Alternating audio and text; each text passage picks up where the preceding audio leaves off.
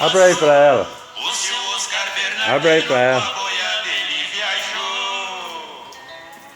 Abre aí pra Pete. Transporte a Mato Grosso na comitiva Chegou debaixo do levou chuva. um filho de criação que na lida ele ensinou.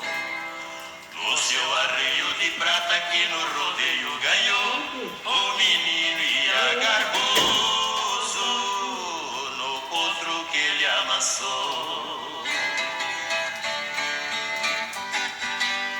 Aquele arreio de prata era o que mais estimava, somente em dias de gala que em Rio Preto ele usava.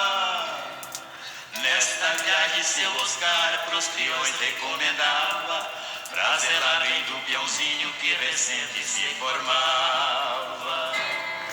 O menino de ponteiro berrante repicava, oi Tamari, o tiãozinho de perto lhe vigiava. A mania do menino seu Oscar sempre lembrava, na hora do rebuliço com a vida não contava. E foi lá no Pantanal quando ninguém se esperava, uma onça traiçoeira numa vez ela pulava. A boiada deu um estouro que o sertão se abalava, parecia que o mundo nesta hora se acabava.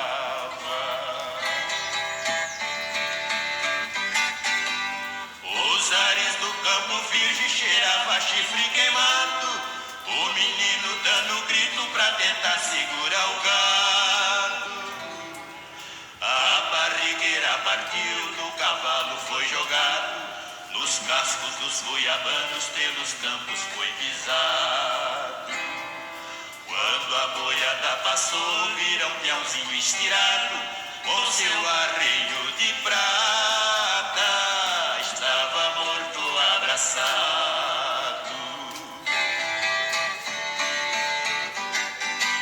O seu Oscar Bernardino, sua alegria acabou, pegou arreio de prata pro Antônio, ele falou: este arreio é do menino, deixe com ele por favor, na sombra de um anjinheiro uma cruzinha fincou.